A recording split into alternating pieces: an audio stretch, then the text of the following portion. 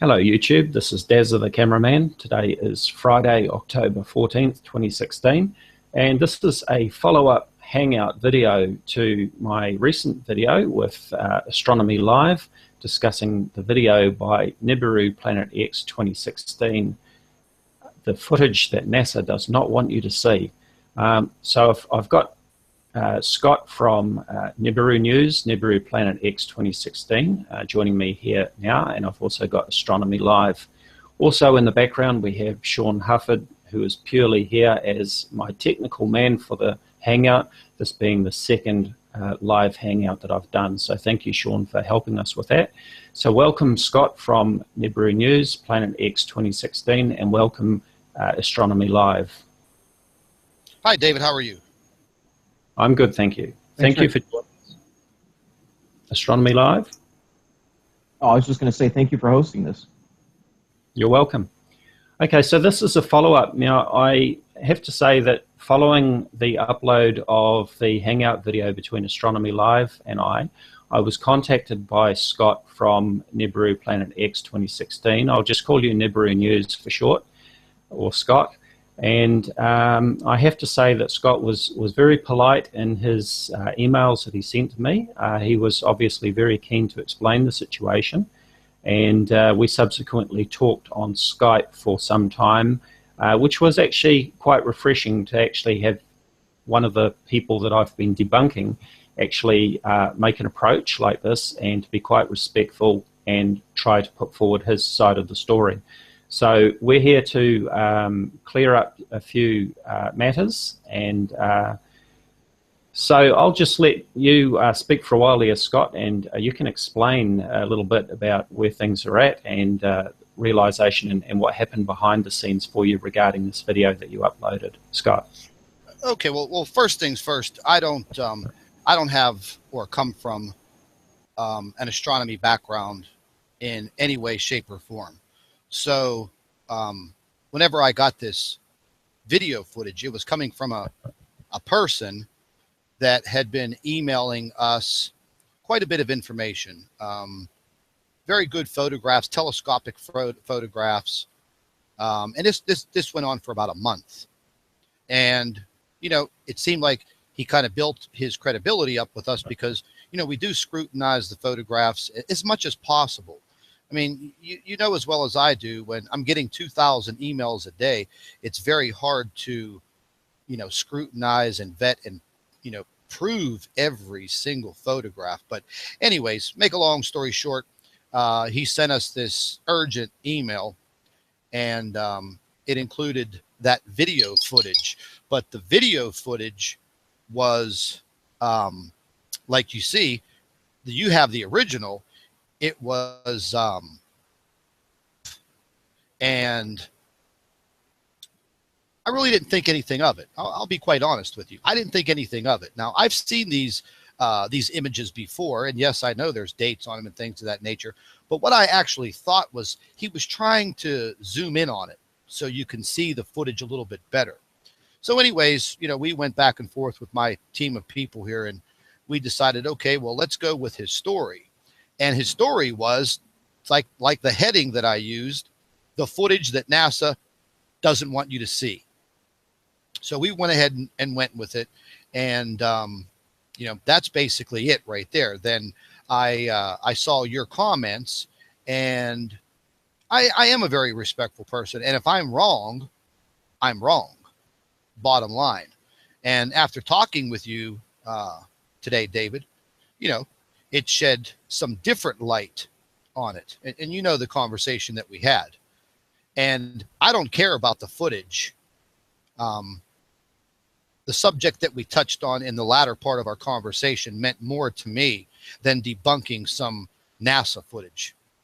You know what I'm talking about, correct? Yeah, sure I do. Would you like to expand on that? Well, I mean, if you want to expand on it because you know more about the story of this young lady. Okay, so when I was talking with Scott on Skype, I explained one of the reasons why I do this debunking, as they call it, I get a number of messages and emails from people who are terrified that there is a brown dwarf or large planet coming through our solar system. They're quite fearful, anxious, and some of them are potentially suicidal. Now, back in the lead up to 2012, the December 21 hype, there was a young lady in England by the name of Isabel Taylor, 16 years old, and she hanged herself over her fears over the 2112 events that were coming up. She had been researching videos and so on online, and it seems that she felt that she didn't want to face the events that were supposed to be happening on the 21st of December 2012. So she took her own life. And this story is just the tip of the iceberg of what actually does happen.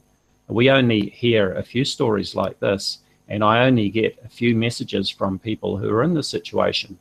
But the danger is that with these sort of videos that are not true, for example, the Mayan events of 2012 obviously proved to be false, and people have been talking about Nibiru coming through the solar system for many years now. In fact, it was Nancy Leader who said that Nibiru was going to arrive in 2003 and cause all sorts of havoc and pole shift and earthquakes and tsunamis and so on. And here we are in 2016, and she's still saying that Nibiru is coming.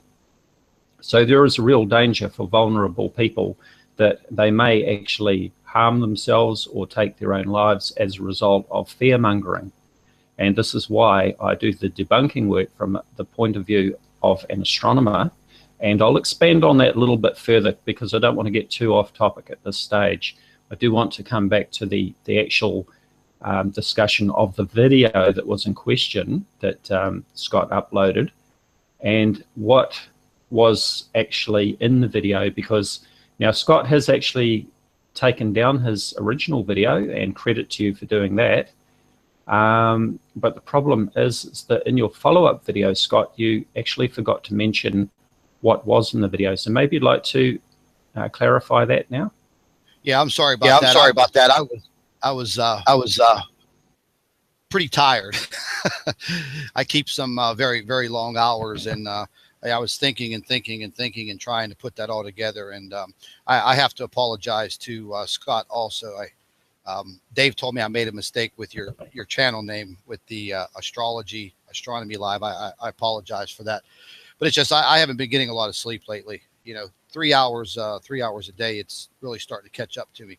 But yeah, I found that very incredible that you know, that was the moon, and I'm still I'm still trying to swallow this, Dave. You know, I feel very betrayed by the person that sent the email. You know, and I kind of feel like we were set up, pretty much. You know. And for me to be a grown man and be so naive about that, but you know, you have to be able to trust people to an extent. You know, maybe I took that trust a little too far, but I tried to make good. You know, all of my intentions were good. Trying to make the video, you know, quickly this morning and go about all of my other business. So, you know, it wasn't perfect, but it was the best that I had to put forth. And yeah, I guess that was the moon. Right. Well, I believe that you've been sincere, as I say, in the way that you contacted me, the conversation that we've had on Skype, the fact that you removed your video, which already had 20,000 views by that stage. So if you were only after the views and any income from it, then I'm sure that you would have left that video up. So credit to you, and also credit to you for doing the follow-up video. And I accept that you've been very tired, and it was a simple oversight to actually forget to say what was actually in the video, that it was the moon. So Astronomy Live, maybe you would like to just recap on the content of the video and what we're seeing there? Sure. So the first thing I have up here, these are the images from stereo behind Core 2 that were in Nibiru News's original video.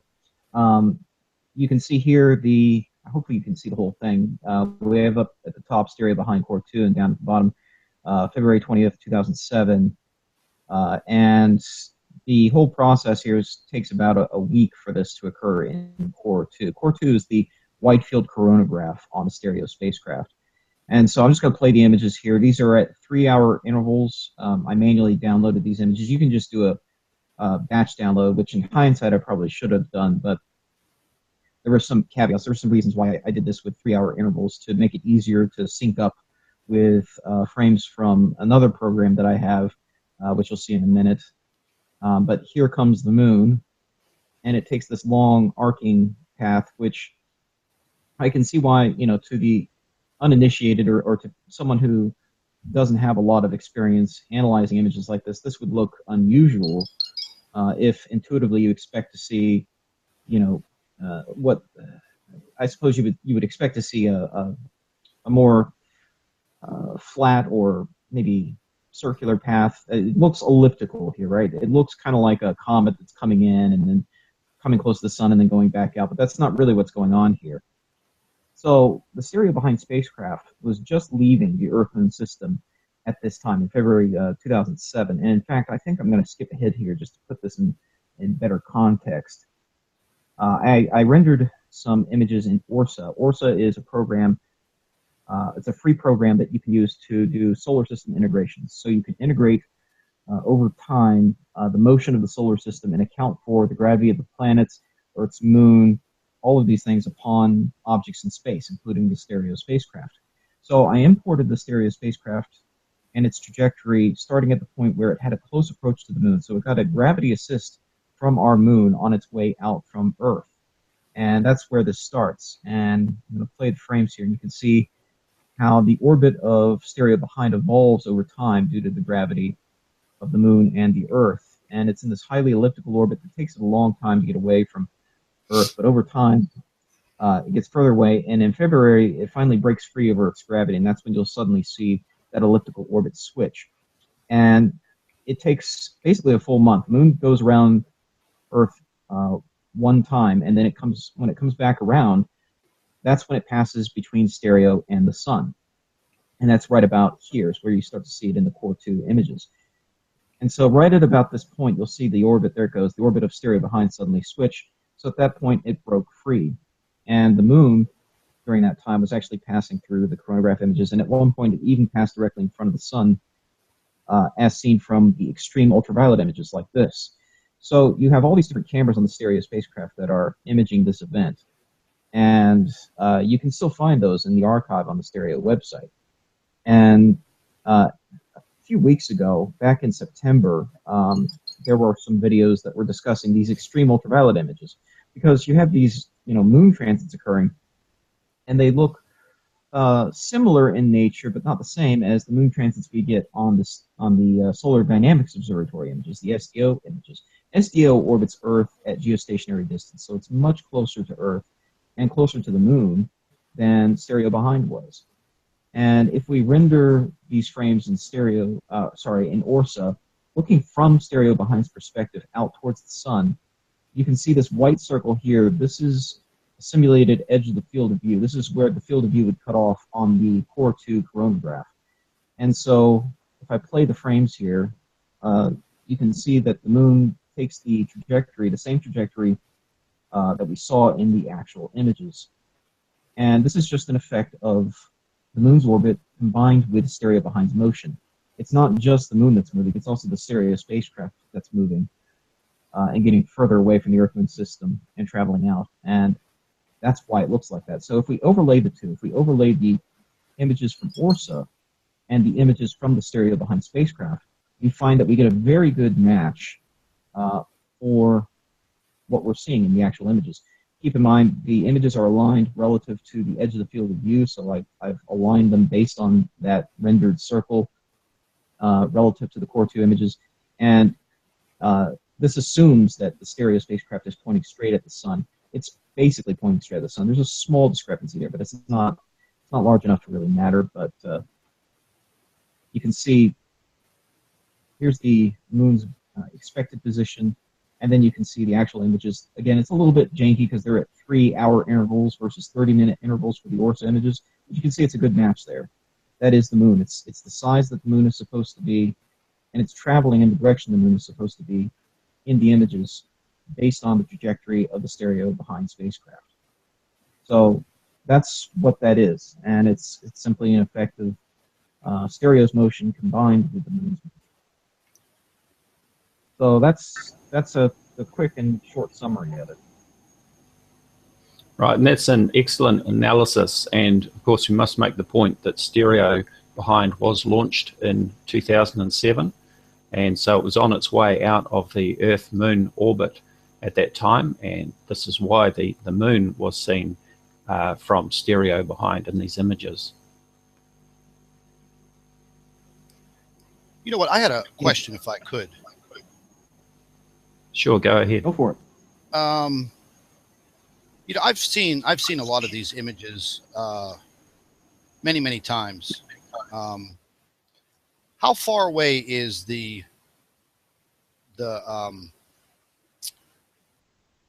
how far away is this image being taken from the sun? Well, the How sun far is the isn't. craft? How far is the craft? It's about the same distance as the Earth from the sun. Let's see if I can come back here What is it, to about 90, about 93 million miles away, somewhere about that average? yeah, something I like was just that. kind I of, mean, it's yeah, I was just kind of curious because, yeah, I've seen some of these images before, and what was confusing me, I'll be quite honest, and you probably know this figure, but like the diameter of the moon. I mean, you know, our moon is very small compared to the size of the sun. well, yeah. Keep in mind that the stereo behind spacecraft is much farther from the Earth and Moon than would normally be the case if you were standing on Earth or if you were a satellite that was orbiting Earth. So this is about the point where it was crossing into that core 2 image. And you can see here the massive distance between stereo behind up here and the moon over here versus the Earth-Moon distance. So you're at, you know, some multiple of the Earth-Moon distance here, and so the moon's apparent size is going to be smaller. However, an astronomical unit is about 92, 93 million miles, somewhere in that ballpark, and so it's a huge amount of distance. The Earth-Moon distance, I forget what it is in miles, but in kilometers, it's on average 384,400 kilometers. And so it's a small fraction of an astronomical unit. So the stereo behind spacecraft, you know, as a percentage, it's much farther away from the moon now. But expressed as a percentage, the percent difference between the Earth's distance from the sun and stereo behind's distance from the sun is basically insignificant. So the size of the moon being like roughly a little over, what, 2,100 and some miles in diameter, and the diameter of the sun, what, roughly 860,000 miles. From, I don't know. I'm not, like I said, I'm not that up on, you know, measurements, kilometers. But my problem is, you know, the distance of the craft, the size of the moon, the size of the sun. The moon should have looked like a little speck instead of such a prominent sphere, you know, moving around the sun. So that's what kind of caught me when I viewed the original video. If I would have had any thoughts in my mind that was the moon orbiting the sun, then, you know, things would have been very different, because I would have expected the moon to be almost completely invisible in that footage. I would have expected it to be a minuscule dot in this video footage, you know, compared to the moon, compared to the size of the sun. Again, to me, it should have been a little dot. But again, you know, I'm not a trained astronomer.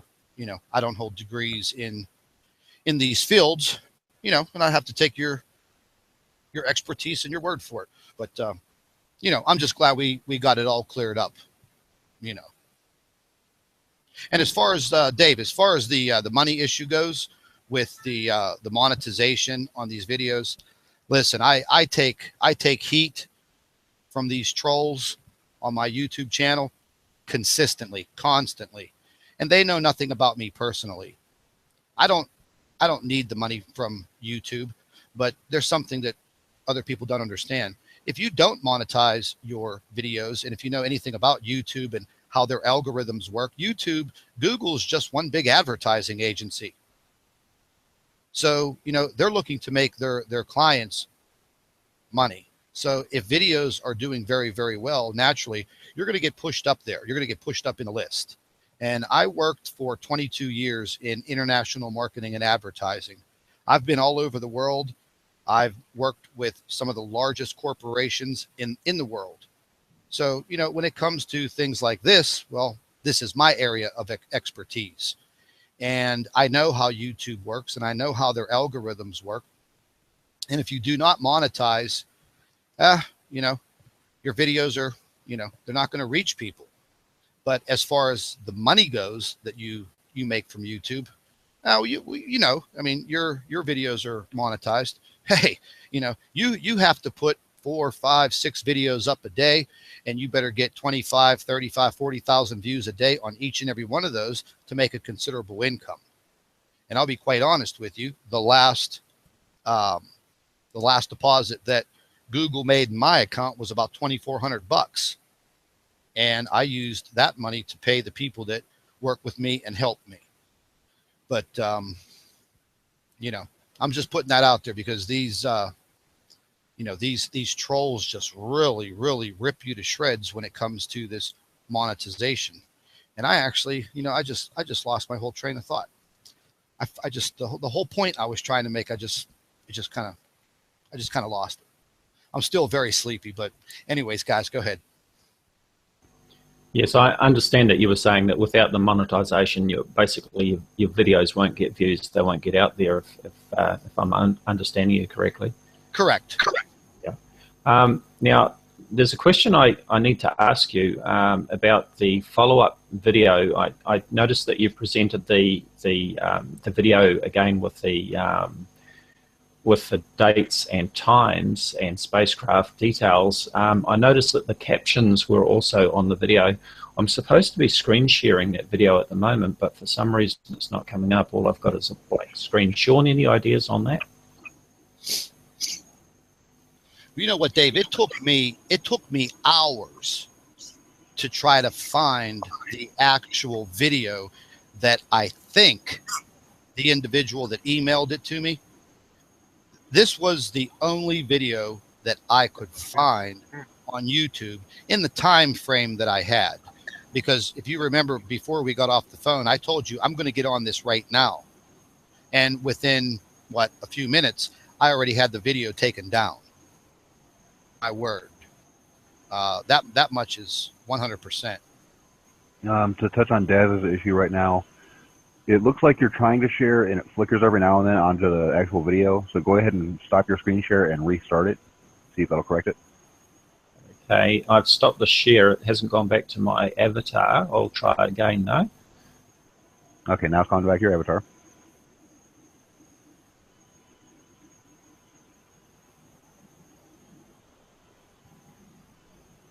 Are you using multiple monitors? No, just the one. That is very, very odd. It's coming up, but when I talk, it seems to disappear. Try to present your screen. You use a little pull-down window or pull-down arrow next to your avatar. Present to everyone.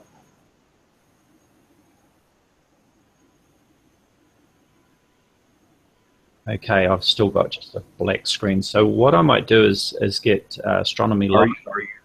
Are you trying to full screen it or no? No, just the browser window. That is really, really odd. Okay, never mind. What I wanted to ask you, Scott, Nibiru News, was the follow-up video that you posted. I noticed that the video had the original captions that we saw in your original video. So the video that you re-uploaded, did you reinsert those original captions, or was that from the original video? Can you just? I had taken. Oh man, it took me about a couple of hours cruising through YouTube, and I was trying to find the original video that this individual basically copied and cropped and sent us the footage. I still have my original footage, and I was trying to compare it. That's what took me so long to get the video created this morning. But yeah, I finally found it, and I used the original that was not sent to us, but what I found on YouTube. So I'm going out on a limb saying that that's where this individual got that footage. So I don't know how much of that footage is on YouTube, but I wanted to get something up there quick, and it looked and matched pretty identical. Right. Okay. So that clears up a question for me, because when I saw your video, I had wondered if the video creation was entirely your own, and suddenly we had the date and time and spacecraft details in the original captions. It almost looked to me as if the video with all the data was already there. But I understand that what you're saying is that you searched YouTube, you found the original video that was sent to you that wasn't cropped, and you used that in your follow-up video, correct? Yes. Remember how I told you I'm a good investigator? Well, how I found that is when I was searching through these video clips. If you remember, in my original video, that stereo image had some white lettering that scrolled across the screen, and that was not my white lettering. That lettering was originally in the footage that was sent to me. So as I was cruising through YouTube and trying to find the footage and watch this video and that video, and then all of a sudden this one came up, and it had some other video footage attached to it.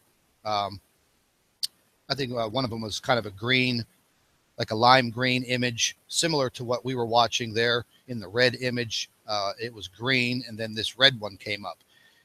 And then when that red one came up, I saw those white letters scrolling across, and they matched identically with what footage I had. So I think that was a 100% match. And it came from a website, or excuse me, a YouTube channel that was titled Debbie Blue, DEBIBLUE. That's the channel name. And the image in the video was, if I'm not mistaken, 5 years old. Okay, thank you, Scott. That helps to clear that up. And it certainly seems that somebody has deliberately been up to some hijinks sending the cropped video to you in the hope that you would upload the cropped video without that data. Obviously, the data allows us to check back on the date and time to confirm the actual event. And I often see different videos supposedly showing Nibiru or UFOs or something bizarre in the stereo or SETI images. And when you've got the date and time, it's very easy to go to the archive, check the date and time, confirm the images, and use suitable astronomy software to actually work out what's going on. Most of the time, the objects turn out to be planets.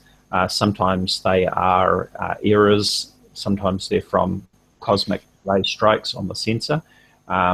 There is a very good section on the Stereo website that shows examples of the sorts of things that you're going to see and what actually causes them, and they give specific examples. So I think, if I was in your shoes, I think I'd probably be quite annoyed with the person who sent you the cropped video. And personally, if it was me, I think I'd be going after them to try and expose them for what they did. Well, like I mentioned to you this morning, I don't have an identity that goes with that Gmail account, and the video or the email started coming in, like I said, about a month ago. Short introduction, mentioned they were an astronomer. They had connections with NASA. They were sitting on this video footage for many, many years. This was video footage that NASA never wanted anyone to see. There are so many other things out there in the solar system, 5 suns that we don't know about, on and on and on. Some of it was a little unbelievable, but then there were some photographs that came with it. And again, You know, I'm not an astronomer. I'm not a physicist. You know, I'm not an astronaut. I don't work for NASA. But the photographs were pretty intriguing. Now, how do you go about verifying that?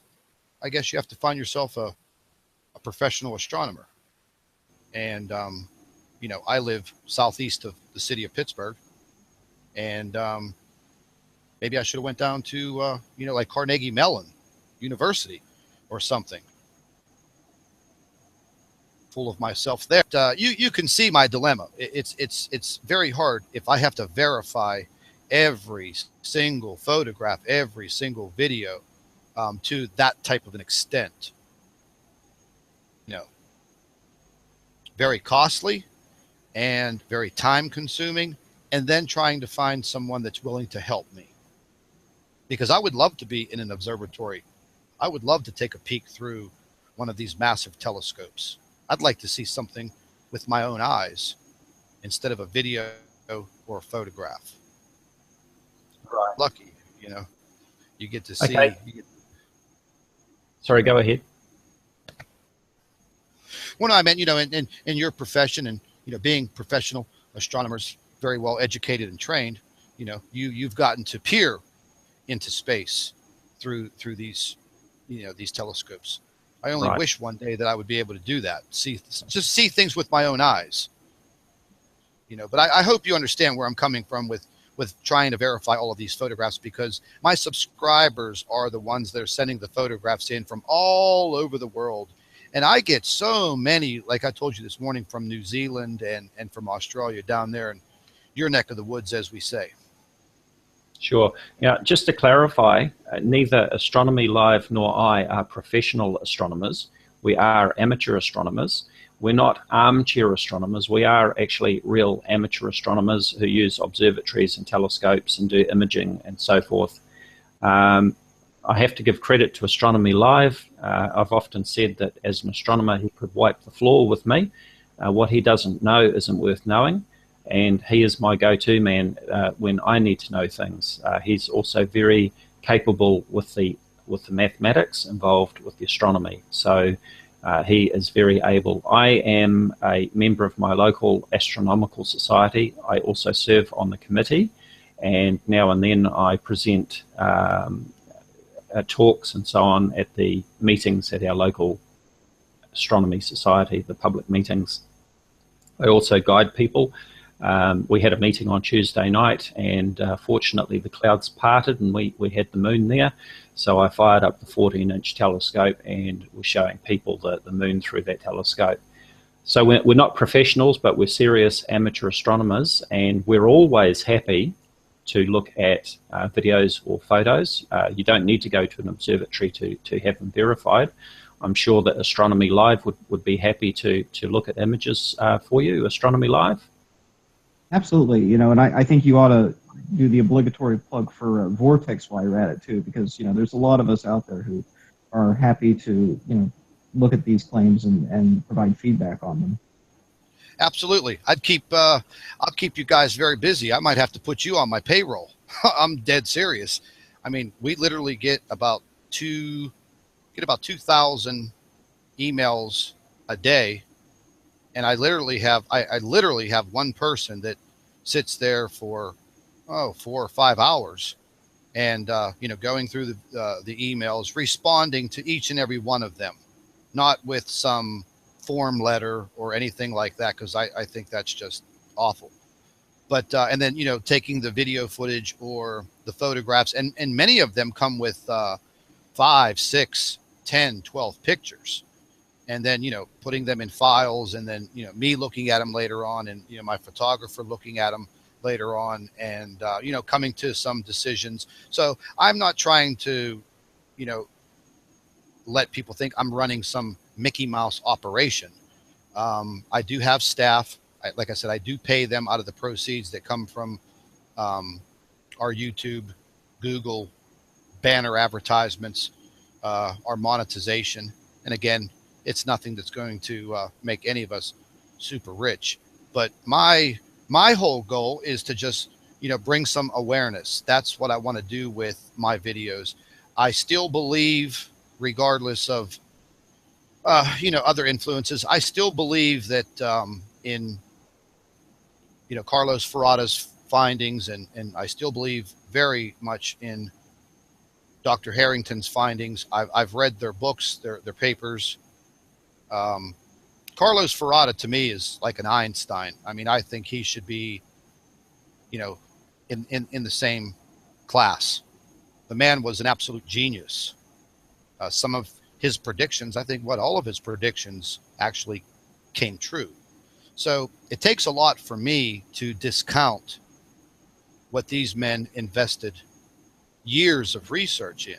I mean, I hope you gentlemen understand me on that aspect. And I would actually hope to God that there is nothing in our solar system like this nemesis. And I would hope to God that nothing would ever approach us like that. Because like I said earlier, I have 2 young teenage children that I want to see go to college. I want to see them grow up. Not that I'm looking forward to being a grandfather. I don't even like the word at my age right now, but I want to look forward to life. And if there is something that we're not being told, because everyone sitting here in this chat right now knows that our governments do not tell us the whole entire truth on every matter. And if it was between us and them, they'd let us all die. And I've done so much investigations into all of these underground bunkers and, hey, where's all the money? Why are we having all of these troop movements in the United States?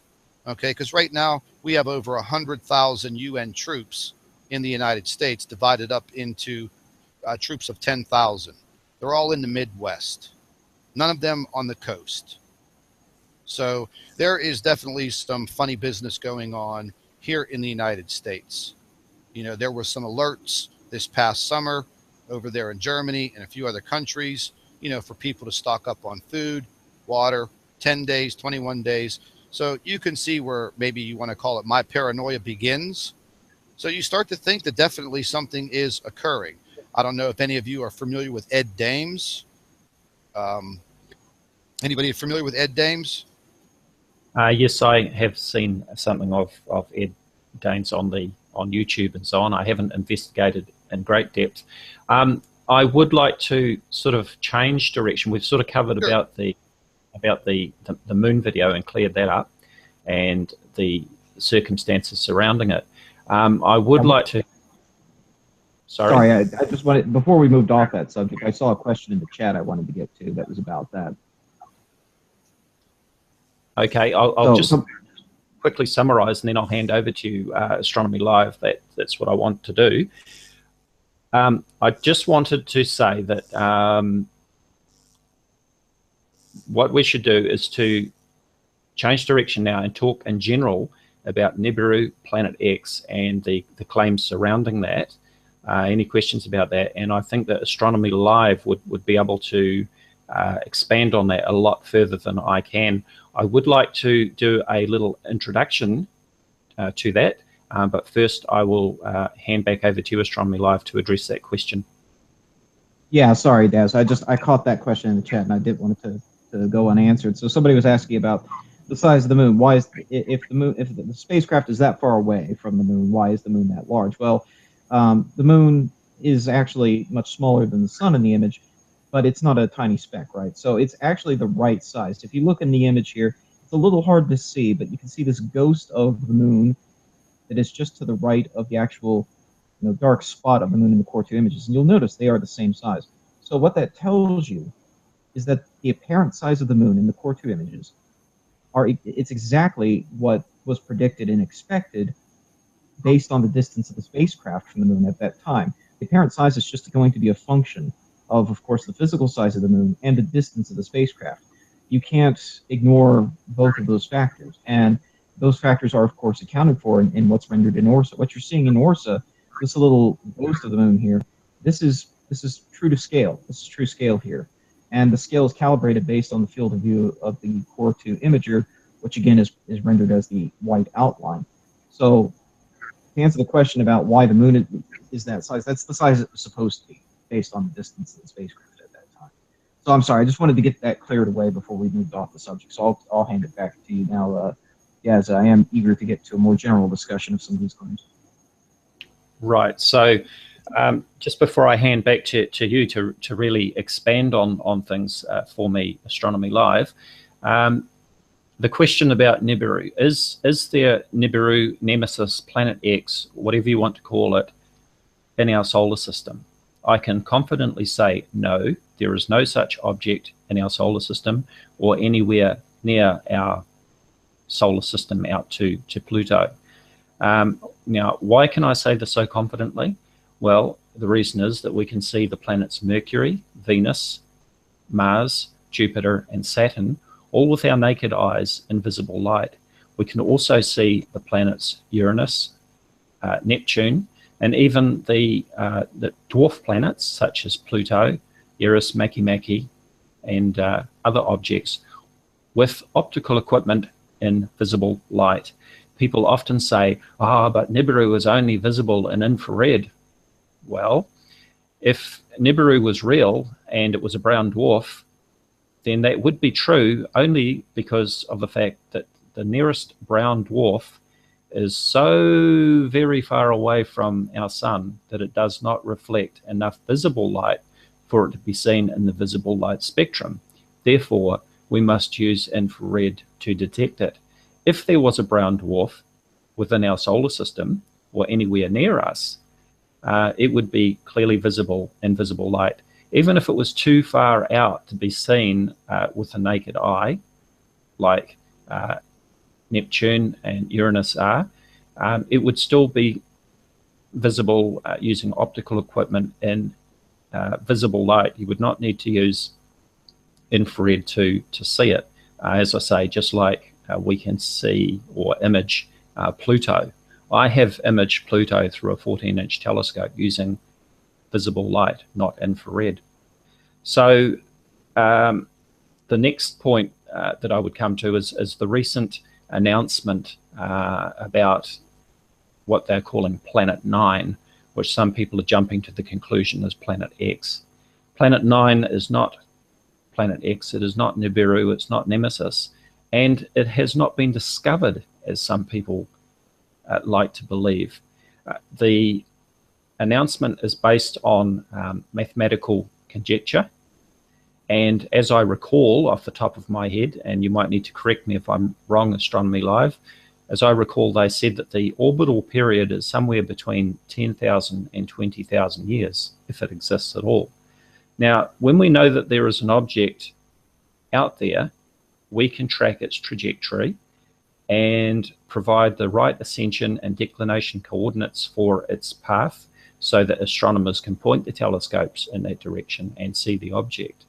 We would not say that the object has an orbital period of somewhere between 10,000 and 20,000 years if we knew where it was, what it is, and what its trajectory was. So this just serves to confirm that Planet 9 is still pure conjecture. It has not been discovered. It hasn't even been imaged by the researchers who announced their research. So on that, Astronomy Live, I'll hand over to you, and please correct me if I've said anything wrong there. Well, off the top of my head, I think everything you said was accurate. And you make a good point there about the fact that brown dwarf stars are imaged in infrared generally because they're, especially when they're single stars, when they're orbiting out in space by themselves, they don't reflect much visible light because there's not much visible light around to reflect. But if they were close to our sun, they would reflect visible light just like the gas giant planets do. And depending on whether they have significant cloud cover in their atmospheres or not, they're either going to reflect light in a manner similar to Jupiter or potentially one of the ice giants like Uranus or Neptune.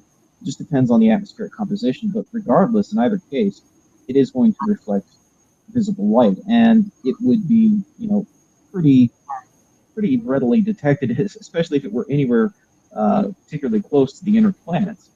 Now, I know you talked about Carlos Ferrata, and I hate to deflate one of your heroes there, but I have done some research into his claims, and he passed away in 2001, I believe it was.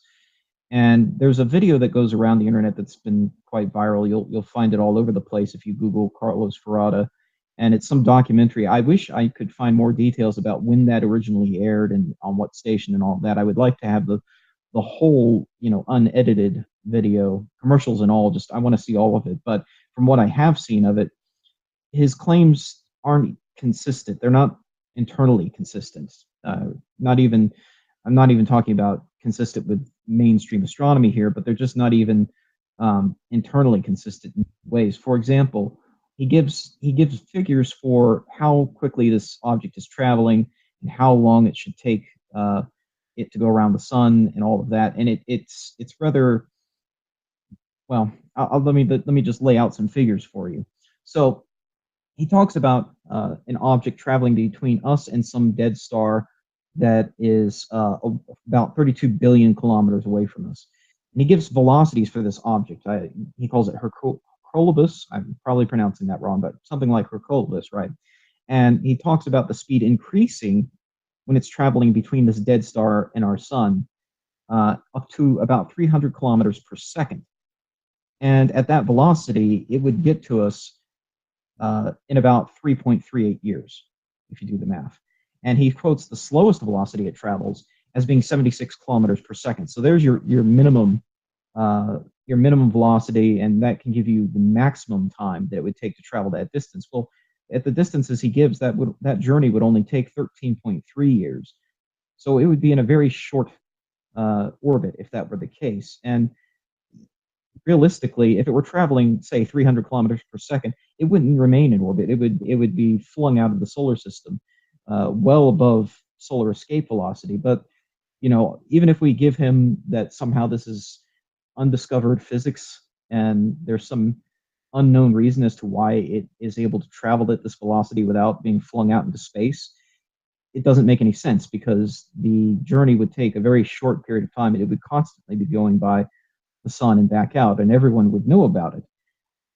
Yet he talks about in the documentary the notion that this is going to be so dangerous in part because it hasn't been here in so long. So that's clearly inconsistent with his figures. The math just does not add up. He talked about the arrival date of this object, and this isn't something that you'll see in the documentary video, but if you do some more research on this, apparently he sent Brian Marsden a letter. And Brian Marsden, if you don't know, he was one of the head honchos over at the Minor Planet Center until he passed away. And he was, one of the leading experts in minor planets and made some significant contributions to astrodynamics. But apparently, this Carlos Ferrata guy sent him a letter, trying to warn the world about this incoming object. And he claimed that it was supposed to arrive in 1999, and that during a total solar eclipse that was going to happen in 1999, that the cause of the eclipse wouldn't really be the moon, that this was a lie created by astronomers, and that the real reason for the eclipse was going to be Hercolibus passing between Earth and the sun. And there was supposed to be an eclipse in 1999. I mean, that's not a conspiracy, but it really was just the moon. And of course, that eclipse occurred as predicted, and the world kept turning, and we're all still here. Now, I've tried to do some additional digging into this guy's history and his credentials, and I can't guarantee that he was the one that fluffed his resume like this, but somebody has definitely fluffed his resume and put in facts that are simply not true. For example, I've read on some websites the claim that he was the director of the Astronomical Observatory of Panama for 5 years. The only problem with that is that the Astronomical Observatory of Panama only opened its doors in 2011, 10 years after he passed away. And he was never the director of that observatory. He was never slated to be the director of that observatory. So that's an easily verifiable claim that is frankly false. Now, I don't know that he himself put that into his resume. It could have been somebody else after the fact. I mean, he's been gone now 15 years, but there's a lot of mythology. My point is just that there's a lot of mythology that surrounds him, and a lot of it just isn't even true. There's mythology that he made these incredible calculations about Halley's Comet and that he accurately predicted that it was not going to reach its perihelion at the predicted time. That is to say, as it was approaching in the 1990s, that the dates that the astronomers were given for perihelion after its recovery were off, and that it moved ahead in its orbit. But that did not happen. If you look at the observations of Halley's Comet, you can look at the observations that were conducted not just by professional astronomers, but by amateur astronomers as well, both before and after perihelion. And you'll find that if you try to predict the perihelion time using either the data from before or after the perihelion, you'll come to the same answer. So that, that's definitely another claim that's easily verifiable. And that claim is given in the documentary, and it's frankly false. So you have to be critical and skeptical of what you accept as evidence. I mean, you really have to dig into these claims. And unfortunately, one aspect of this is that it takes a lot more time, a lot more time, to disprove a false claim like this than it does to state a false claim like this. Anyone can make up facts like this, but it takes a lot more time to actually dig into them and find out whether those claims are true or not. And so it's a lot easier to simply repeat those claims or accept them on face value than it is to really do the work and research into it. And I understand, not everyone has experience doing these sorts of calculations, but in the case of Carlos Fraud, a lot of the math is very, very simple. I mean, you basically just multiply and divide the numbers he gives, and the things just don't add up. So, I mean, I would be happy to find the whole documentary and see everything that he says, but a lot of the things he says, they simply don't add up. And in more general terms, a lot of these claims have to do with a brown dwarf in the solar system on a 3,600-year orbit. It's like one of the most common running themes. The details of its orbit may change, the details of the arrival date may change, but in a lot of cases, it's stories about brown dwarfs coming into the inner solar system, some with planets that orbit them, that have aliens living on them or whatever. But that's like a common theme. So one of the things I did some time ago was to do calculations of what a brown dwarf would do to the solar system over long periods of time as it orbits, passing through the inner planets. So here's a simulation I did in ORSA. Again, this is an integration of the solar system which accounts for the gravity of all these planets, and including Nibiru, which I set to be a minimum mass brown dwarf. So once you get to about 13 times Jupiter's mass, you start to fuse deuterium, which is like the easiest thing you can find in a star to fuse. And that fuel runs out very quickly. But for a brief time and early in its lifetime, a brown dwarf will undergo some fusion until it depletes its deuterium supply. And that starts around 13 times Jupiter's mass. So for a lot of astronomers, that's what they consider to be the lower cutoff of a brown dwarf. And anything below that is what they call a sub-brown dwarf. So let's just see what a 13 MJ, or 13 times the mass of Jupiter object would do to the solar system. And here's what you get. I mean, it just absolutely wrecks the planets. I mean, at this point, the moon is no longer orbiting Earth. Earth is in this extreme elliptical orbit, and you'll notice there should be something slightly familiar about this configuration, which is kind of interesting. You have Nibiru in this is Nibiru's orbit right here, this elliptical orbit right here. You have elliptical orbits of the various inner planets that have now been perturbed over just a few orbits of Nibiru. I mean, this is measured in thousands of years here, not millions of years.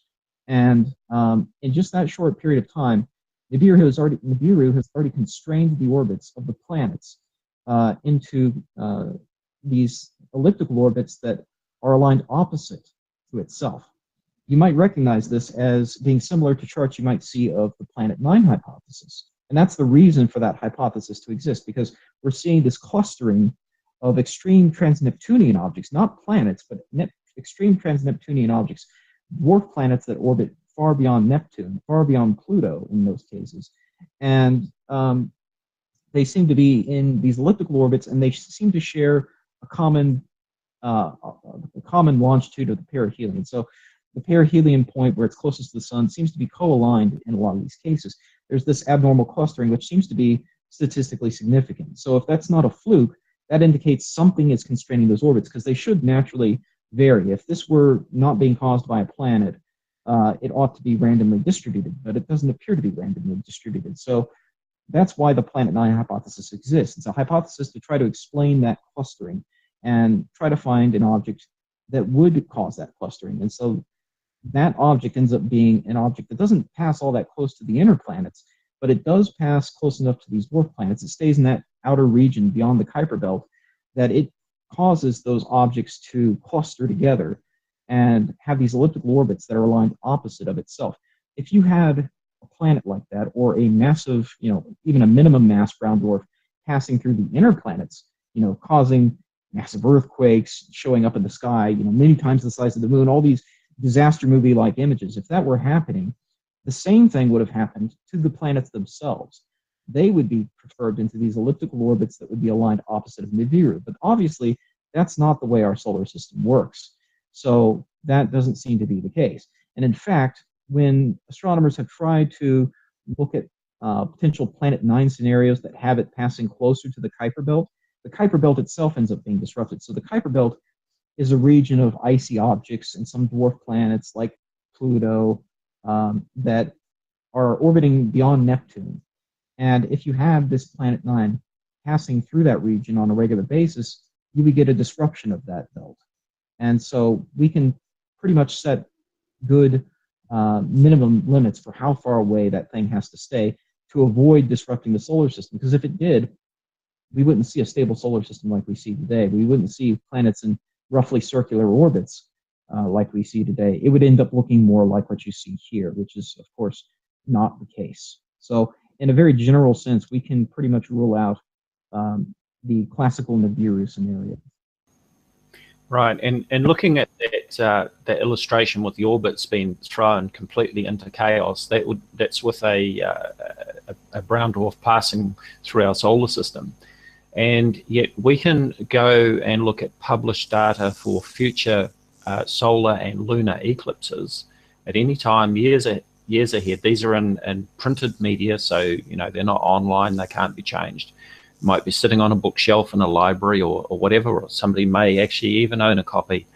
And those details of the timings of those eclipses are there. And if there was an object that was passing through our solar system causing this sort of havoc, that would throw the timings out for all of these events, such as eclipses and transits of Mercury and Venus across the face of the sun. Yet what we see is that the published predictions for years ahead are still right on target. Would you agree with that, Astronomy Live? Absolutely, and there will be a total solar eclipse, which a lot of people that are in the U.S. will be able to pretty easily get to. So there's going to be a total solar eclipse in 2017 that passes right through the continental United States, from coast to coast, and it's going to be a fantastic event. I highly recommend, if you live in the U.S., even if you have to drive a day, go out there and go see it. Take a day off work, take 2 days off work, go get to the area of totality. There's a line of totality that crosses the continental United States, and there are a number of websites out there that can show you maps of exactly where that's going to pass, and you can find predictions of that eclipse in books that are a century old in some cases. And it will follow that prediction, just as it should. And you can see it for yourself. Everyone can go see it for themselves. And I hope a lot of people do go see that event, because it is a fantastic opportunity. It's it's sort of a once in a lifetime opportunity for many people. And I do plan to go myself. I've never seen a total solar eclipse. I plan for that to be my first one. Right, that sounds great. We had an almost total solar eclipse here just a couple of years ago, and that was quite something. I haven't seen a total solar eclipse myself. I certainly hope to see one at some stage in the future. Now, I think we probably need to think about wrapping this up. We've been going for an hour now, and I don't want this to run on too long for people.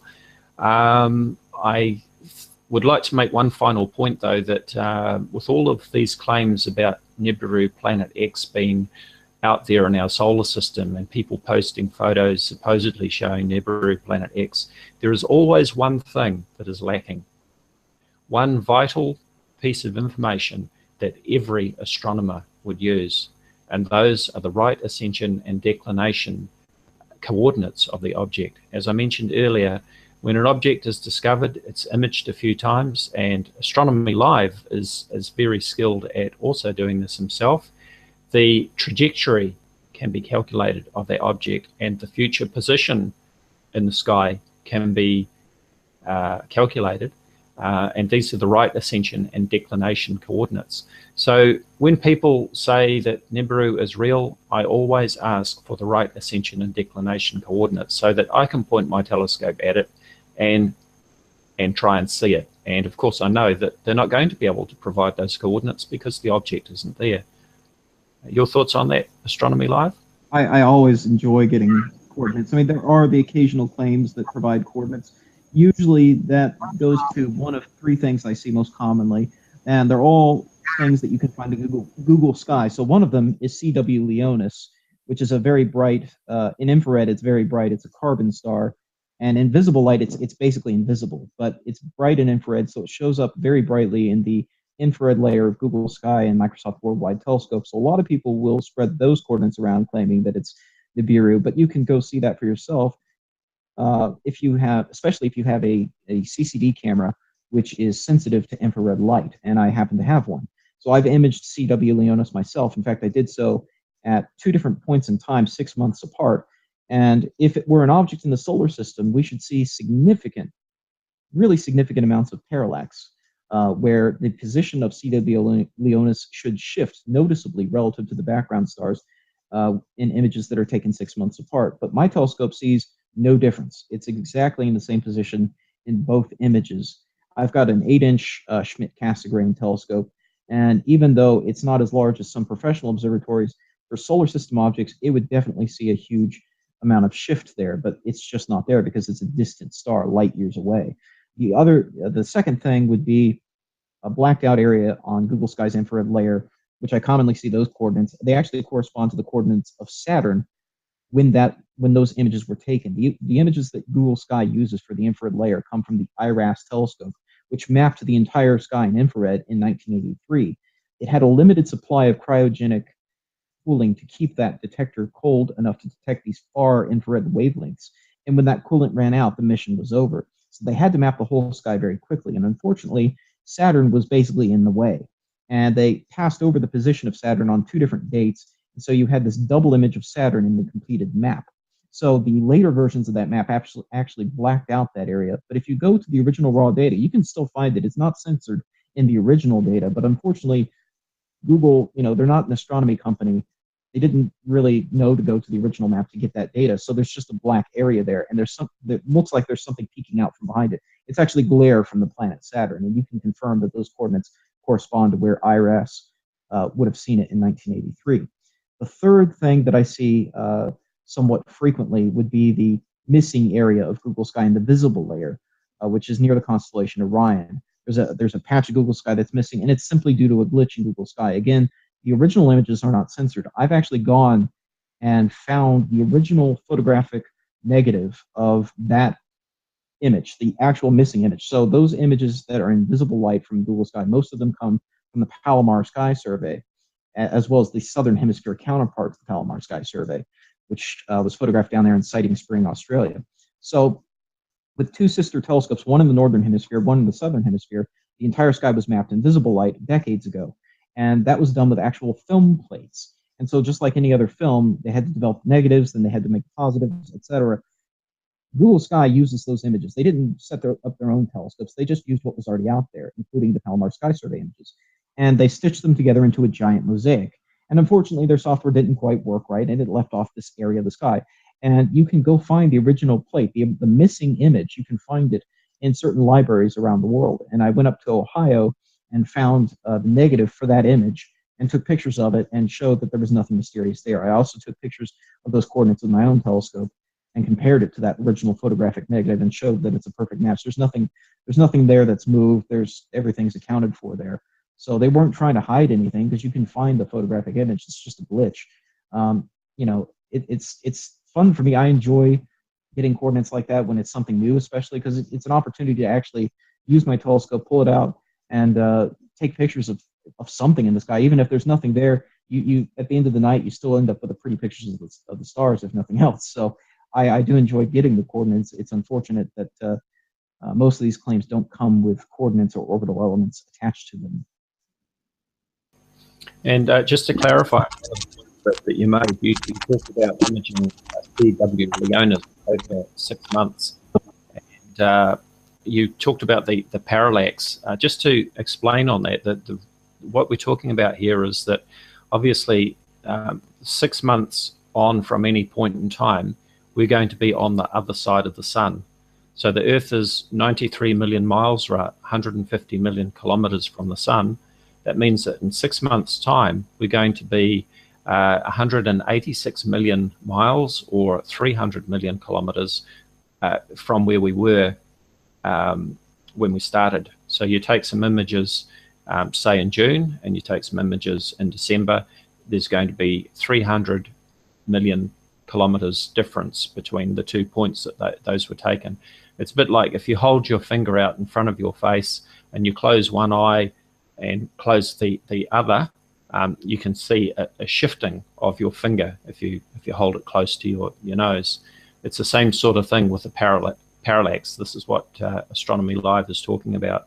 So he imaged CW Leonis 6 months apart, and there was no movement.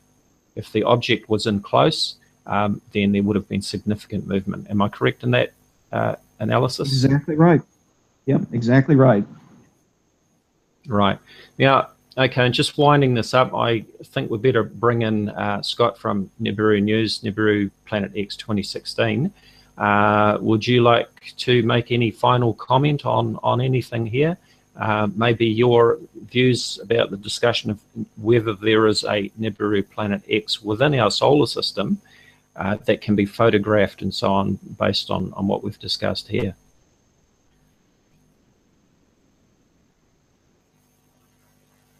Scott?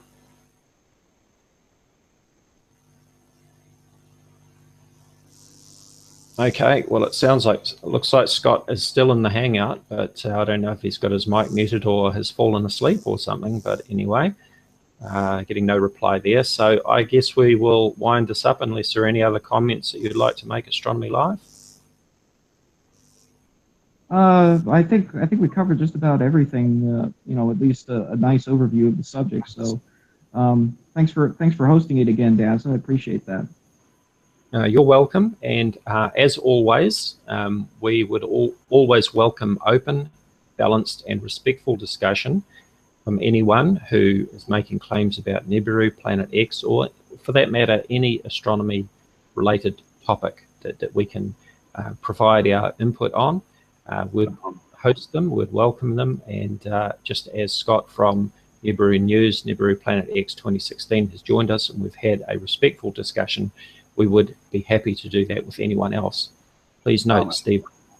If you want to hold on for a moment, Dazza, I think Scott is trying to talk, but he's having issues with his microphone because he is muting and unmuting.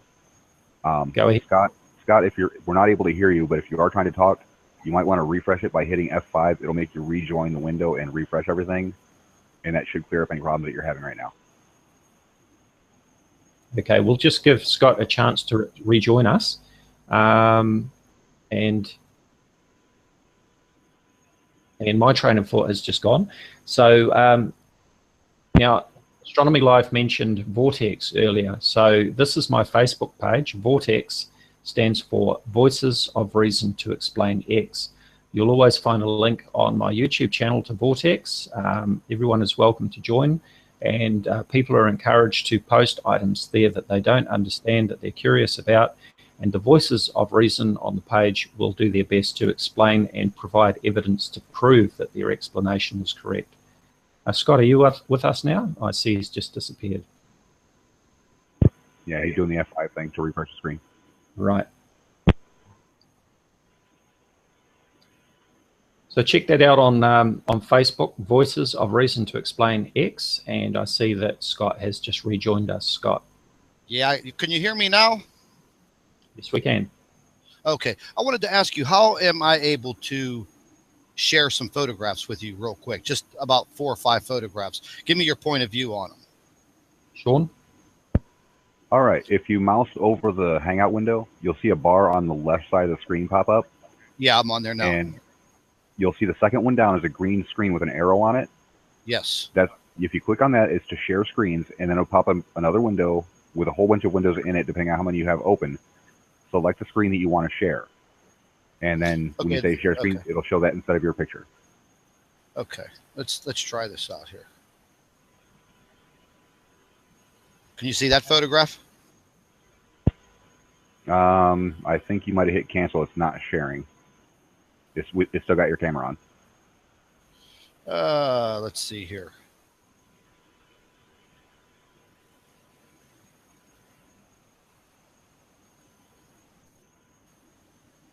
And you're sharing, but it's still black. There we go. How about that? Yep, you're sharing your desktop. Okay, guys, this is what I get. I got a photograph like this from a lady, kind of an amateur photographer. She mentioned, I forget how she photographed this. Have you ever seen anything like this before? I've seen somewhat similar. I've seen somewhat similar effects when having a defocused star. It looks like kind of like what I would expect if I had really badly collimated optics and a defocused star in the view. I would need more details about how it was photographed, what equipment was used, the exposure information, all of that information to make a better conclusion. Yeah, I was trying to find the original email because there were two other photographs that that she had sent me. Let me just see something here.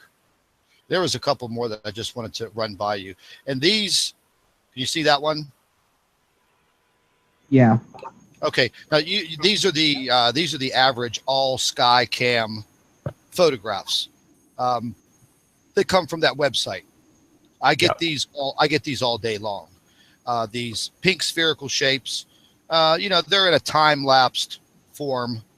They come in a variety of sizes depending on where they're located, in the world. And some of the biggest ones I get from Australia, like this one here, Savannah Skies, Australia. Any ideas, guys? Please tell me what that is. Yeah, I'll speak into this one. I've looked at these all sky cameras video claims in the past, and as I recall, I think I did a series of videos back in January of this year. It might have been last year, and I actually downloaded a piece of software from NIRSoft. I think it was called NIRSoft, if I remember correctly, and that allowed me to continuously download the latest images from multiple webcams on that web page, so that I had a complete sequence of images throughout the day. And what we see is these objects, which are supposedly Nibiru, such as the pink flare that we see in your image there. What we see is it crossing the sky and then actually coming down onto the ground, and in some cases even inside the camera housing. It is a lens flare. It's caused by the sun, or in some cases the bright moon. And the other thing that you have to remember is that these cameras are set to auto exposure. So during the daytime, they're exposed for daytime conditions. During the nighttime, they're exposed to see the stars. So when they're looking at the sky at nighttime, the moon is going to be horrendously overexposed, is going to look very, very bright, and is going to create a lens flare, just as we see in that image.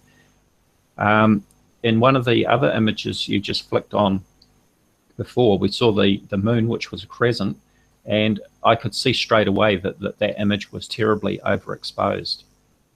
Scott? Yeah, I hear you. So one other thing I'd like to just make a quick comment about with the all-sky camera images. So I'll give away a little something about myself, perhaps too much, but I'm also a scientific advisor for itelescope.net, which provides rental time on telescopes around the world. They also run a number of all-sky cameras at each of those sites. And, it's a company that's owned by amateur astronomers, basically, really serious amateurs. I guess you could call them professionals because they do it for a living, but they're not, professionals in the classical sense. We're a team of amateur astronomers who run these systems. And, but even so, we're happy to answer questions about these kinds of things. Like if you would email, just for example, that's from Savannah Skies. That's not from the Australian site that we have. We've got one at Sighting Spring. And, if it were the Sighting Spring camera and you saw that, and you were to email the people who run that camera down there in Australia at iTelescope, they'd be happy to tell you that's a lens flare. Most of the time what's happening with these images is So they're being seen by, lay people on the All Sky Cam website.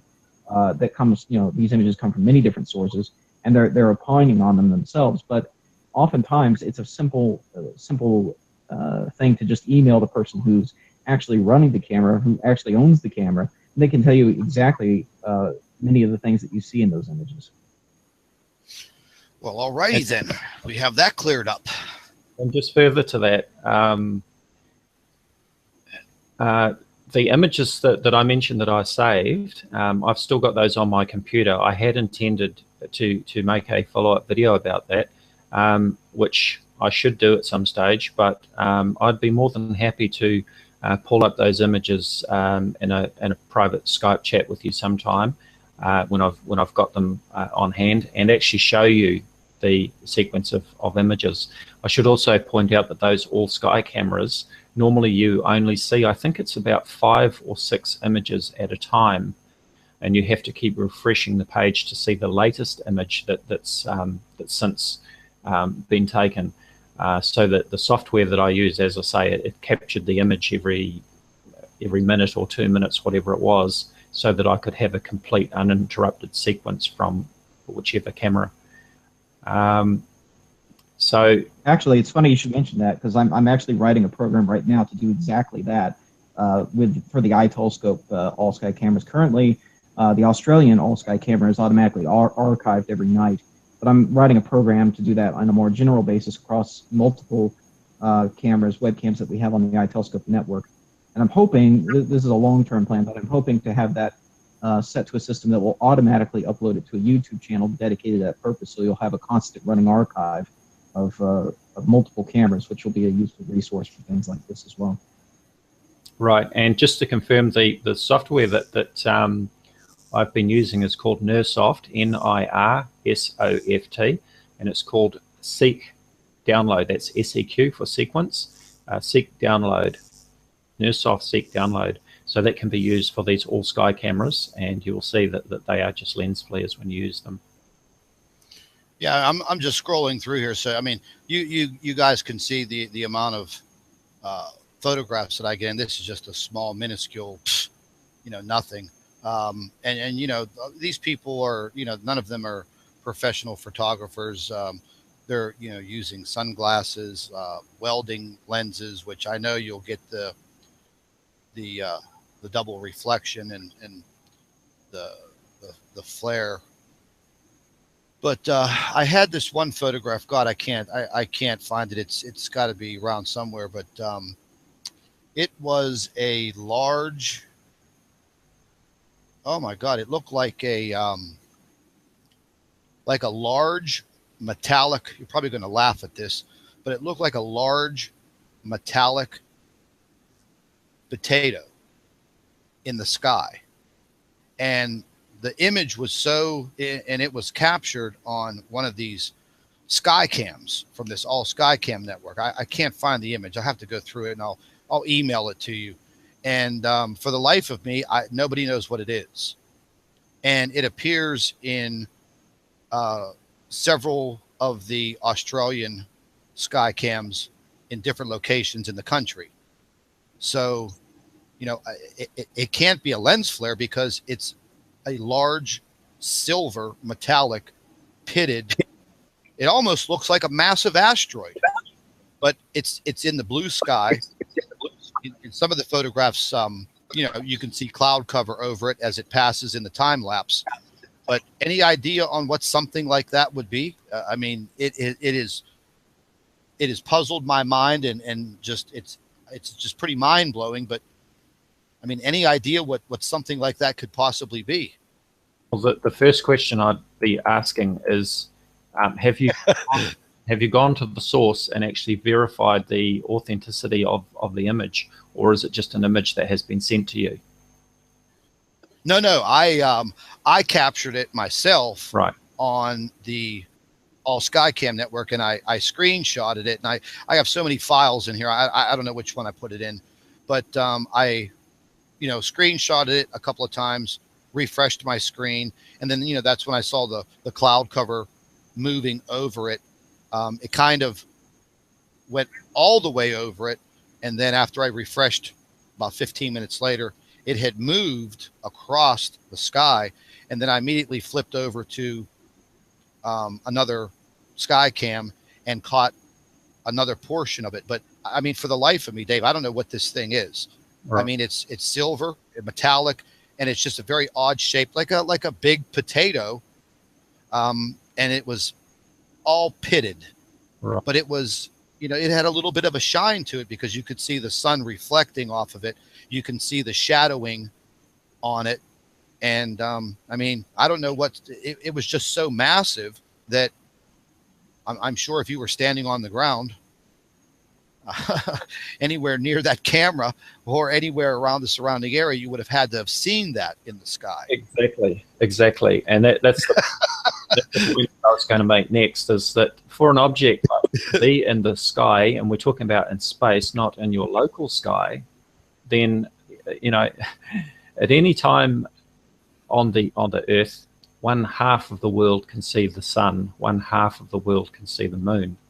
Okay, so if there was really an object in space, say this object that you're talking about was actually out there in space, then one half of the world should be able to see it.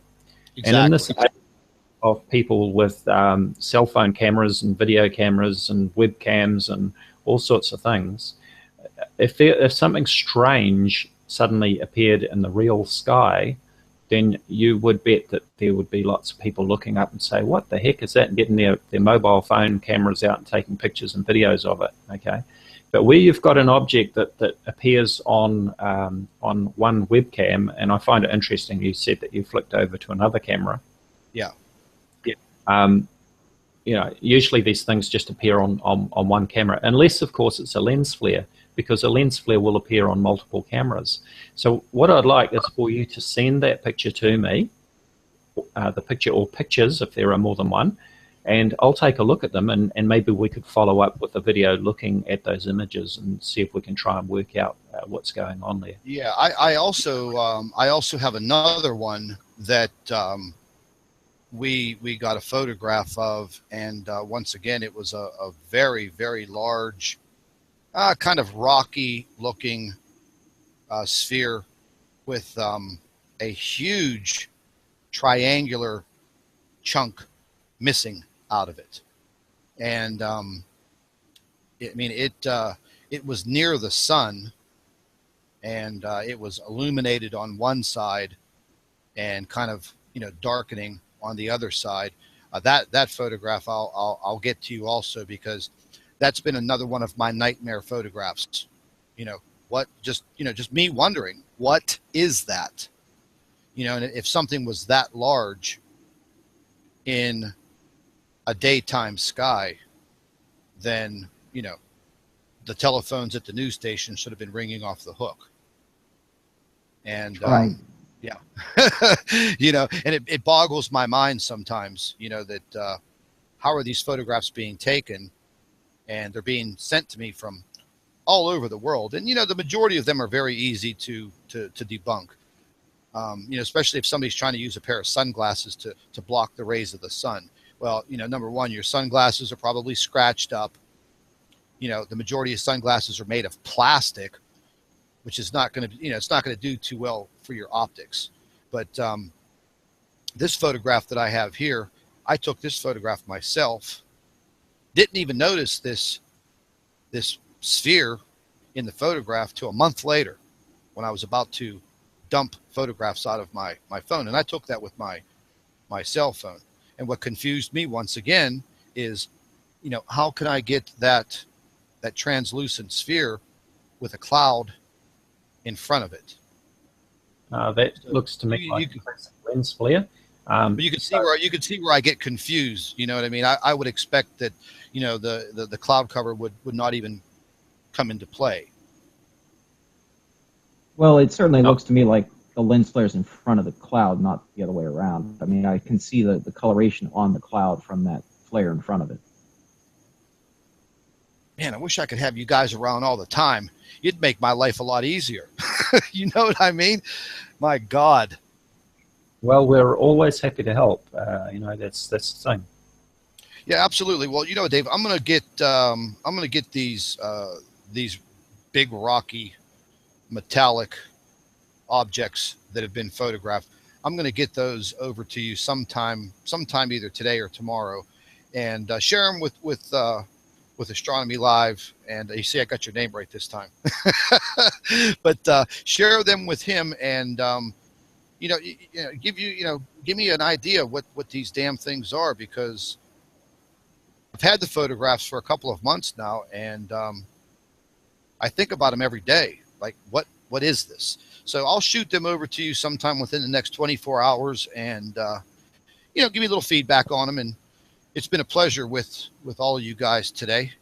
I'm glad we were able to clear some things up, and I appreciate all your professionalism. Like I said earlier, it was so nice to sit down and speak with some real gentlemen that they're not going to sit there and call you names and call you a liar and a fraud and every other freaking name in the book. Like, I'm sure you understand what happens in the comment section of these videos. But I appreciate all your kindness today. Absolutely. Well, you're welcome, Scott. We're happy to help. And just one more thing too about some of those images that we see, and I see that Astronomy Live has got a good example up there. He's probably going to expand on that. I'll just let you pull that one up there, Astronomy Live. How do I give the screen back to you, or I don't bother?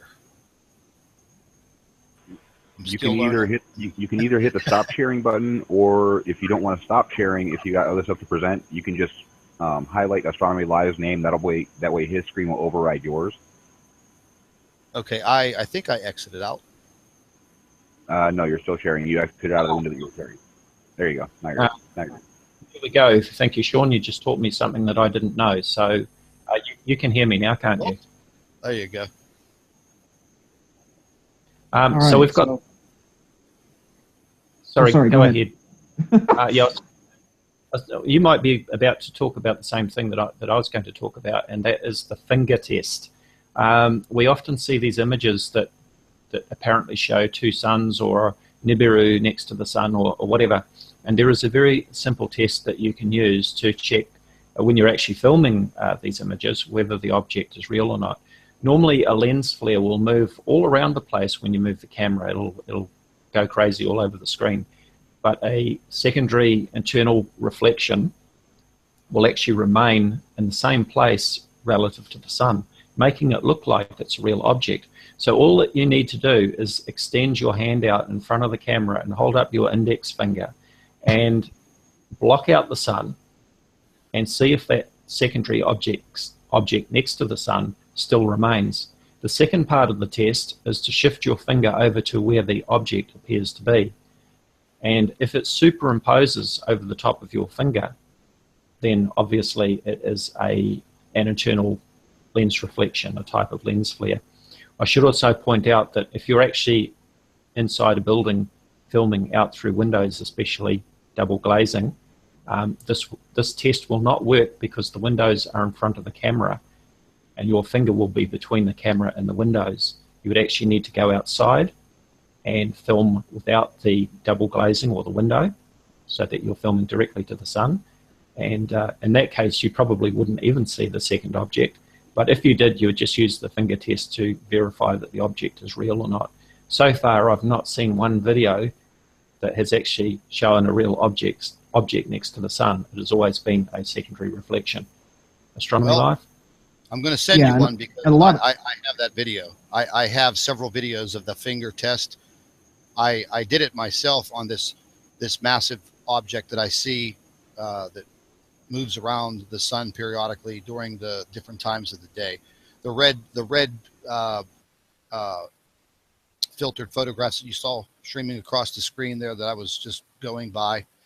I photographed this large sphere pretty much from the 12 o'clock position of the sun, moving on down 10, 9, 8, and then by that time it's sunset and it's pretty well gone. But I've done the finger test, and it stays right there in the test. I've videotaped it. I've used a a very dark piece of paper instead of my finger, and it stays right there. And I've been doing some tests on what this is, and I do it by the hour. I have one spot marked on the sidewalk, so I go and I stand in the same spot so I maintain the consistency.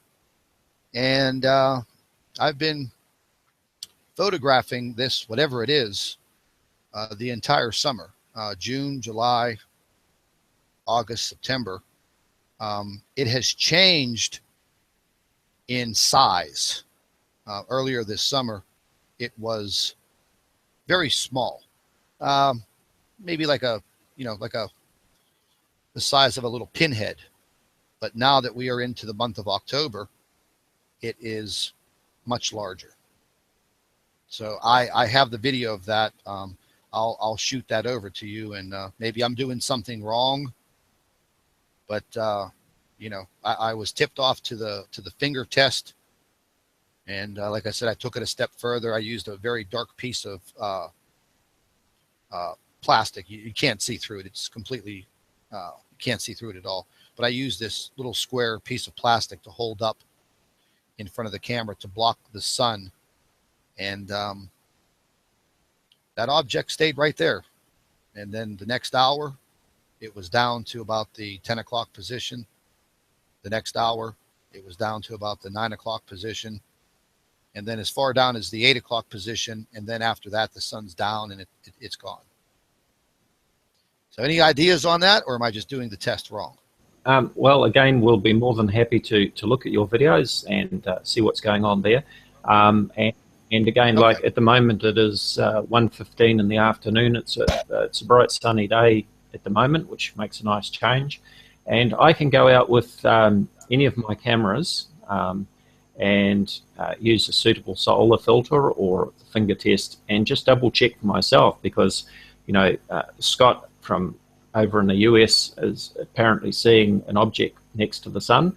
So Dazza over in New Zealand should be able to go out and see the same object next to the sun.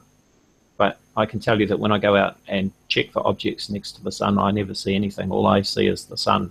So that tells me it's going to come down to the optics in your camera, or something is going on there. But like I say, send us the video and we'll be more than happy to take a look at it. Okay, sounds good, Dave. Fair enough. Yeah, Astronomy Live. Yeah. Well, yeah, and I just wanted to point out, so a lot of people, and I'm not saying that Nibiru News is using this as the proof, but a lot of people do.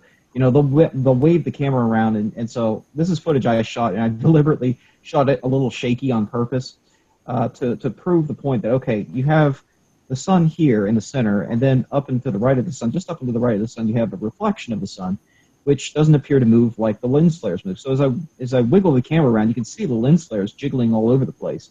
But the object that you might call Nibiru or second sun, whatever, it appears to remain stationary in the sky as I wiggle the camera around. It's pretty convincing as an effect. And all I had to do to generate this was use a pair of UV filters on the front of the camera, and I deliberately cross-threaded them very slightly.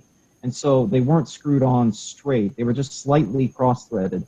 And so as a result of this, you get an offset reflection of the sun, which is stationary even as I wiggle the camera around. The only way to basically prove that this is really not a real object in the sky, that the confirmation is to do the finger test like you described as. And the key to the finger test is that it has to be done with your finger or the object that's blocking the second sun.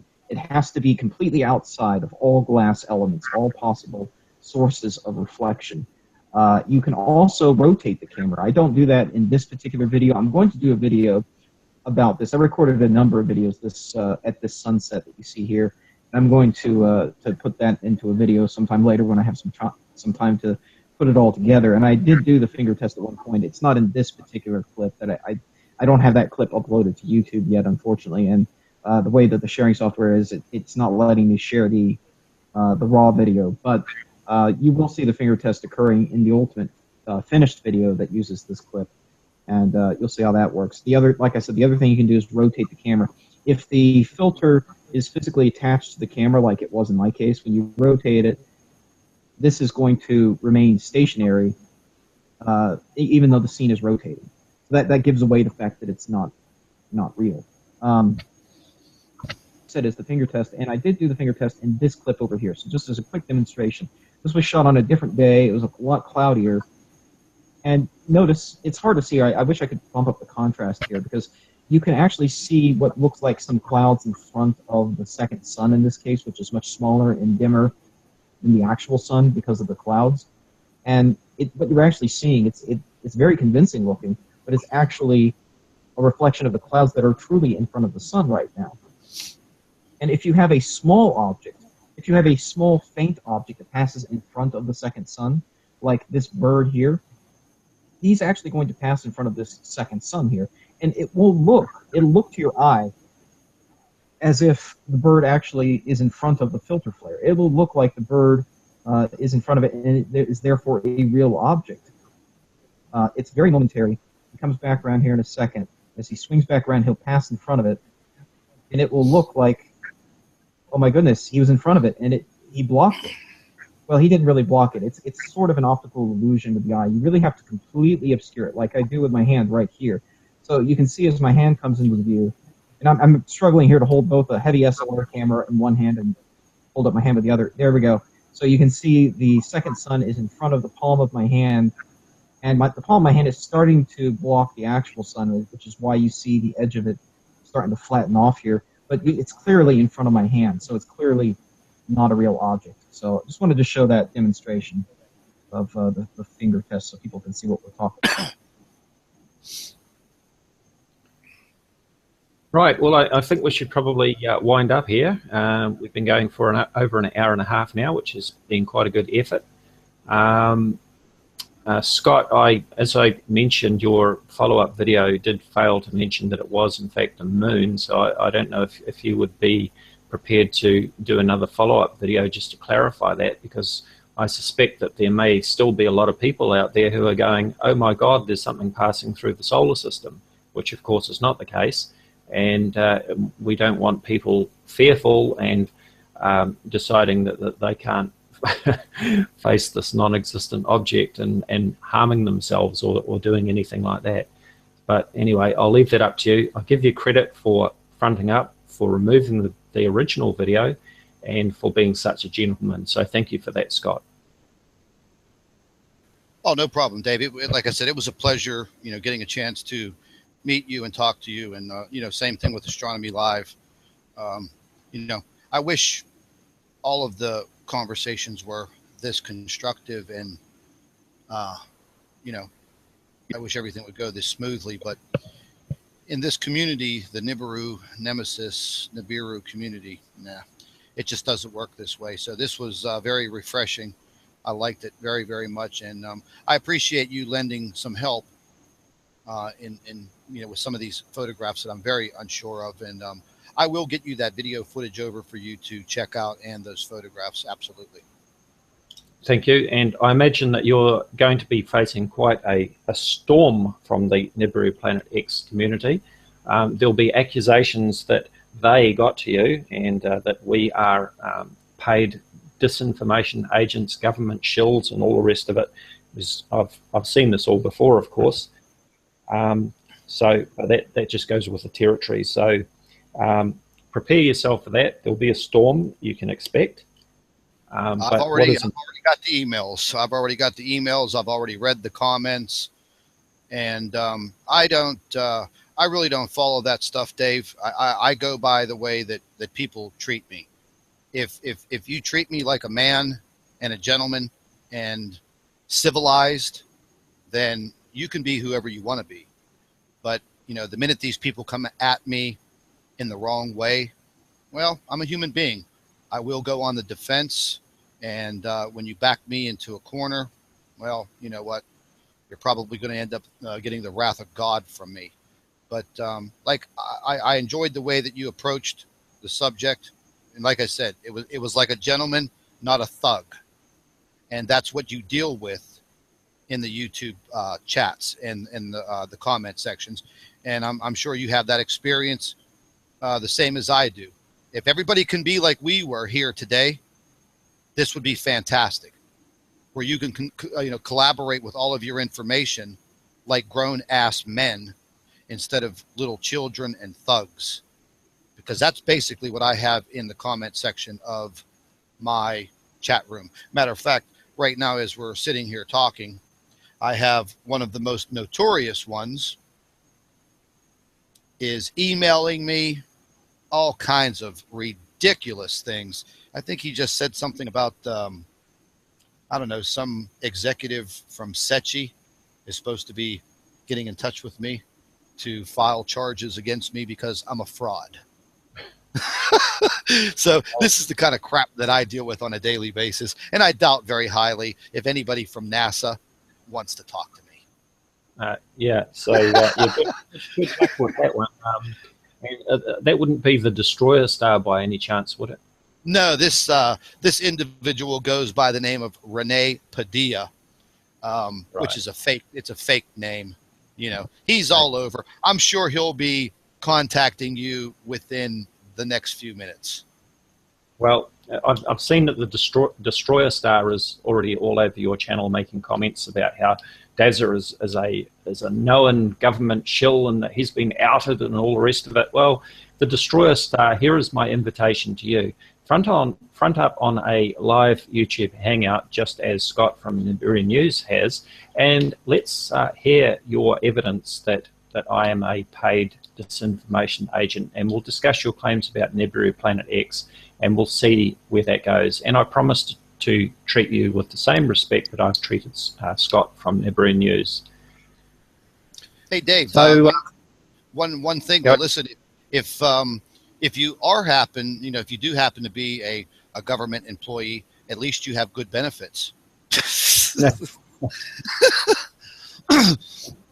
I'm sorry, I just have to make light of that because, I mean, anybody who's a government paid shield, troll, whatever you want to call them, they're not going to be at your education level and your sophistication. They're thugs. Well, the Destroyer Star seemed to overlook the point that if I was indeed a government disinformation agent, paid shill, whatever, then surely I would have been able to remove his comments from YouTube where he's supposedly exposing me for being a shill, shut down his YouTube channel, and would probably never hear from him again. I know, right? I'm quite a powerless government disinformation agent that I don't have these abilities to shut people down. I have to argue in the comments just like everybody else. Yeah. Is that a real job title? A disinformation agent? Is there a real title? I'm not too much into conspiracies, but I imagine that there are circumstances where disinformation is put out there by government agencies for political purposes or whatever. We've heard lots of stories about the CIA and things that have gone down, and arms that have been sold to the other side and that sort of thing. I say that I'm not into conspiracies. Sure, there are real conspiracies. We remember Watergate and things like that, but this is a whole other different subject. So yeah. Well, it's been enlightening, fellas. Yep. So let's close this out. Thank you, Astronomy Live, for joining us and your input on that. And thank you, Sean Hufford, for helping us with the technical side. And once again, thank you, Scott, from Nibiru Planet X 2016. And maybe we can do another hangout sometime soon. Okay, guys, you take it easy.